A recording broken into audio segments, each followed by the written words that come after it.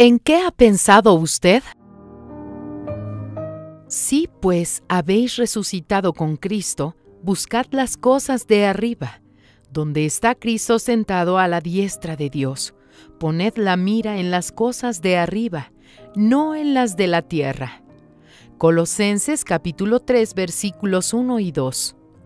Los versículos de hoy no nos orientan a vivir alineados, sino a mantener la mente pura.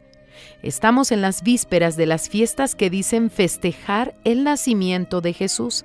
Sin embargo, lo que se ve en las calles son personas enojadas, ansiosas por comprar regalos e ítems para la cena, superpoblando los negocios y supermercados. ¿Quién está pensando en las cosas de lo alto? ¿Quién está buscando las cosas de lo alto? Al contrario, están buscando las cosas de este mundo. Eso sirve para tener una noción de la hipocresía de esa fecha, que tiene un origen pagano, aunque venga disfrazada de cristiana.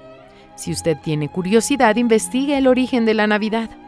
Pensar en las cosas de lo alto es mantener la mente pura, mantener los pensamientos conectados a los pensamientos de Dios, vivir por la fe y obediencia a la palabra de Dios, lejos de las preocupaciones de este mundo. En medio de los problemas, usar la fe para liberarse de ellos. Actuar de acuerdo con la palabra de Dios. Actuar en confianza en la palabra de aquel que no puede mentir. Ande a contramano de este mundo, sin dejar que las preocupaciones del día a día le roben su fe. Medite diariamente en la palabra del Altísimo. Practique aquello que aprende día tras día con su mente conectada a los intereses de Dios, dirigiendo su vida de acuerdo con su voluntad.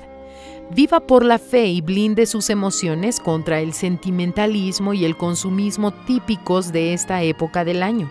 Su próximo año será el reflejo de las elecciones que haga hoy. Mantenga su mente pura.